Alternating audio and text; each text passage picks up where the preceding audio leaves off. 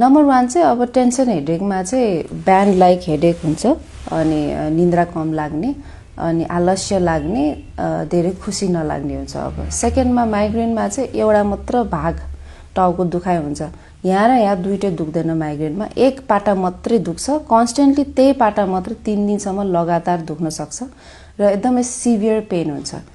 थर्डमा चाहिँ cluster headache. Cluster headache भनेको आँखाको मात्र दुखाइ, एउटा मात्र आँखाको बल दुखाइ हुन्छ र त्यो भन्दा उता बाहिरतिर जाँदैन। कहिलेकाहीँ यो क्लस्टर हेडेकमा आँखा पनि रातो हुन सक्छ र यो पनि 3-4 डेजसम्म लास्ट गर्न सक्छ। अनि फोर्थमा चाहिँ हाइपोटेन्सनमा पनि हेडेक हुन्छ। त्यसमा चाहिँ यो टाउको पुरै होल टाउको दुख्छ र हेभी हुन्छ। सुत्दाखेरि पनि टाउको दुख्छ, सुतेर उठ्दा अथवा बसेर एकदम सडनली उठ्दाखेरि पनि टाउको दुख्छ।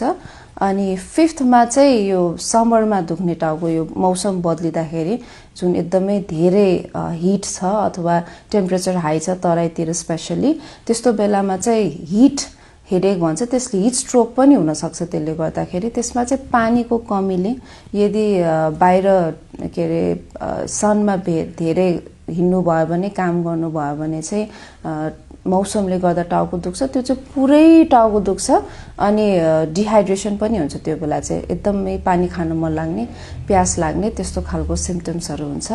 अनि अर्को चाहिँ पिनासले गर्दाखेरि पनि टाउको दुख्छ। पिनासले गर्दा टाउको दुख्ने चाहिँ यहाँ वरिपरि र यहाँ चाहिँ बेसरी यो थिच्दाखेरि पनि टाउको दुख्छ र यही फेसको वरिपरि नै बढी तपाईँलाई फिल हुन्छ। र त्यो सँगैसँगै कसैको पिनास अलिकति बढेको छ भने फिभर पनि आउन सक्छ। र त्यसपछि अर्को चाहिँ यदि तपाईँको टाउकोमा इन्फेक्सन छ भने चाहिँ टाउको दुखाइ, पुरै टाउको दुखाइ सँगसँगै फिभर र यो घाँटी चलाउन पनि गाह्रो हुन्छ, यो स्टिफ हुन्छ, नेक एकदमै स्टिफ हुन्छ। र कसैमा चाहिँ अब एकदमै टाउकोको प्रेसर बढ्यो यो इन्फेक्सनले गर्दा भने भमिटिङ पनि हुन्छ।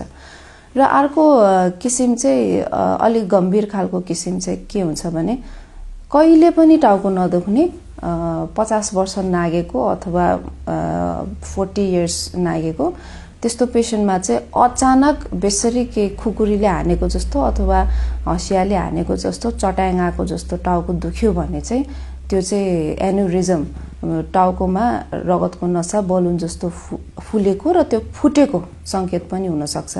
त्यसपछि कोही पेसेन्ट बेहोस हुनसक्छ र कोही पेसेन्ट हिँडेर हस्पिटल पनि आउनुहुन्छ र पछि बेहोस हुन्छ। त्यस्तो खालको अचानक कहिले टाउको नदुख्ने, हँसियाले हानेको जस्तो टाउको दुख्यो भने चाहिँ तुरुन्तै डाक्टरकोमा जानुपर्छ।